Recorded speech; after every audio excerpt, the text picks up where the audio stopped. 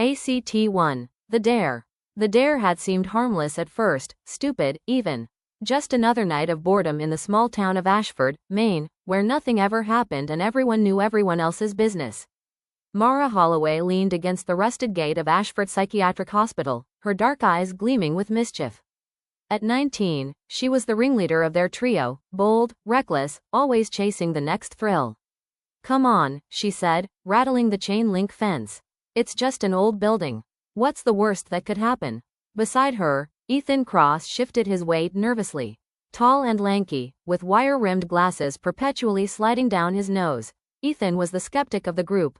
Logical, cautious, always the voice of reason that no one ever listened to. The worst? Tetanus. Structural collapse. Getting arrested for trespassing. "Should I keep going?" "You're such a buzzkill," Mara shot back, grinning. The third member of their group, Lily Chen, stood a few feet away, arms wrapped around herself despite the warm June night. Lily was the quiet one, anxious, empathetic, always sensing things the others missed. She stared up at the asylum's crumbling facade, its broken windows like hollow eyes watching them. "I don't know, guys.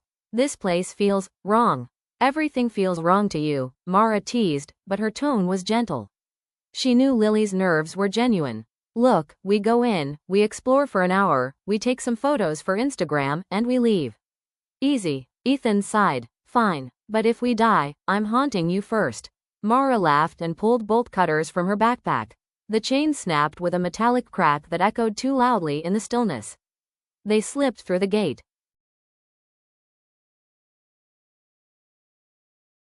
ACT-2. The Descent. The asylum's interior was a graveyard of forgotten lives. Peeling paint hung from the walls in leprous strips. Gurneys lay overturned in hallways choked with debris. The air was thick with the smell of mold and something else, something sweet and rotten, like flowers left too long on a grave. Mara led the way, her phone's flashlight cutting through the darkness. "This is amazing," she whispered, filming everything. "Look at this place. It's like stepping back in time." Ethan examined a rusted medical cart, its instruments corroded beyond recognition. Ashford Psychiatric closed in 1987 after a series of patient deaths. Officially, it was due to budget cuts and neglect. Unofficially, he trailed off, frowning at something scratched into the wall. "It knows." "Unofficially what?" Lily asked, her voice barely audible. "There were rumors, experimental treatments, patients who went in and never came out. A doctor who disappeared." Ethan pushed his glasses up. "But that's just local legend. Probably nonsense." Lily's flashlight beam trembled as she swept it across the corridor. The shadows seemed to move just beyond the light's reach, pooling in doorways and corners. "Can we just take the pictures and go?" "We just got here," Mara said, but even she sounded less certain now. The asylum had a weight to it, a presence that pressed down on them like a physical thing. They moved deeper into the building, past rooms filled with decaying furniture and walls covered in frantic, illegible scrawls. Lily's unease grew with every step. She kept glancing over her shoulder, certain she'd heard footsteps, whispers, breathing, but there was never anything there. Then they found the basement door. It stood at the end of a long hallway, painted black, unmarked except for a single word carved deep into the wood: "Feed."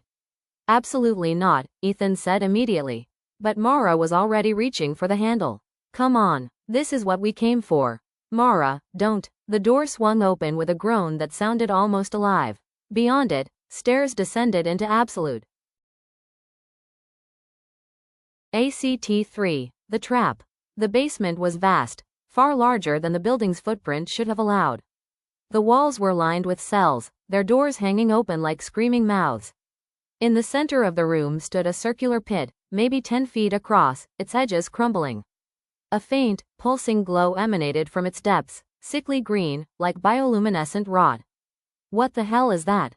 Ethan breathed. Lily grabbed his arm. "We need to leave, now." But Mara was already approaching the pit, drawn by morbid curiosity. She leaned over the edge, peering down. And something looked back. It wasn't a face. It wasn't a shape. It was an absence, a void that drank in light and warmth and hope. And in that moment, Mara felt it, a cold, alien intelligence brushing against her mind, tasting her thoughts, savoring her sudden spike of terror. She stumbled backward, gasping. "We need to go, now." They ran for the stairs. The door at the top was closed. Ethan grabbed the handle, twisted, pulled. It didn't budge. It's locked. It's locked from the outside. That's impossible. We just came through. Break it down, Mara shouted. Ethan slammed his shoulder against the door. Once, twice. It didn't even shudder. Behind them, the glow from the pit intensified. The air grew colder. And then they heard it. A sound like breathing, wet and ragged, coming from everywhere and nowhere at once. Lily's flashlight flickered. Oh God, what is that? The shadows in the cells began to move. Not cast by their lights, but against them, flowing like liquid darkness across the walls. And within those shadows, shapes began to form, twisted, elongated figures with too many limbs and faces that were almost human but horribly, fundamentally wrong. It's not real, Ethan said, his voice shaking. It's just fear. It's just. One of the shadow figures lunged from a cell, its hand, if it could be called a hand, reaching for him. Ethan screamed and stumbled backward, and the thing dissolved into smoke, but the terror remained, sharp and real and feeding something. The entity in the pit pulsed brighter. It's feeding on us, Lily whispered, tears streaming down her face. Our fear. It's eating our fear. Mara's mind raced. Then we stopped being afraid. We calmed down, How? Ethan shouted. How do we stop being afraid when? The lights went out. All of them. Every phone, every flashlight, extinguished in an instant. In the absolute darkness, they heard it clearly now. The breathing, the wet, hungry sound of something ancient and starving finally being fed after decades of emptiness. And then the screaming began. ACT-4. The feeding. Lily was the first to break. The darkness was total, suffocating, and within it she felt things brushing against her, cold fingers, wet breath, whispers in a language that hurt to hear. She ran blindly, hands outstretched, sobbing, and slammed into a wall. Pain exploded across her face, but worse than the pain was the realization that she was alone, separated from the others, trapped in the dark with something that wanted her. Mara, Ethan, she screamed, but her voice was swallowed by the breathing, the endless, hungry breathing. Something grabbed her ankle. She fell hard, her chin cracking against the concrete. Hands, dozens of them, impossibly cold, began to drag her backward toward the pit. She clawed at the floor, her nails breaking, her screams raw and primal. And then, as suddenly as they'd appeared, the hands released her. The lights flickered back on. Lily lay on the floor, gasping, her body shaking uncontrollably. Across the room, she saw Ethan huddled in a corner, his glasses gone, his face pale and streaked with tears. And Mara stood at the edge of the pit, staring down into it, her expression blank. Mara? Lily's voice cracked. Mara, get away from there. Mara didn't move, didn't blink. When she spoke, her voice was distant, dreamy. It showed me things. It showed me everything I'm afraid of. Everything I've ever been afraid of. And it's so hungry. Mara, please. It's been here for so long. Waiting. Feeding on the patients, the doctors, anyone who came close. But they closed the hospital. Sealed it up. And it's been starving ever since. Mara turned to look at them, and her eyes were wrong, too dark, too deep, like looking into the pit itself. It needs us. It needs our fear. And if we don't give it enough. She smiled. It'll take everything. Ethan lunged forward, grabbing Mara's arm, trying to pull her away from the pit. Snap out of it. We're getting out of here, The entity struck. It erupted from the pit in a wave of shadow and screaming faces, a mass of writhing darkness that wrapped around Ethan like a living thing. He had time for one choked gasp before it pulled him down into the pit, his fingers scrabbling uselessly at the edge. Lily screamed his name, but he was already gone. The entity turned its attention to her. She ran up the stairs, slamming into the door, pounding on it with her fists, begging, pleading, sobbing. Behind her, she heard Mara laughing, a sound that wasn't quite human anymore.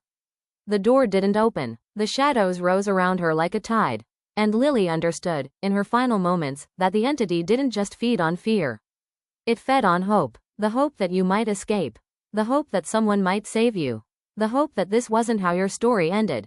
It fed on that hope, and when it was gone, when there was nothing left but despair.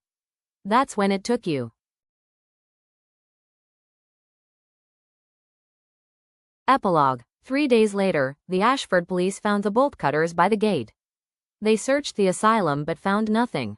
No bodies, no signs of struggle, just 3 phones, their batteries dead, lying in the basement near a pit that the building inspector swore hadn't been there during the last survey.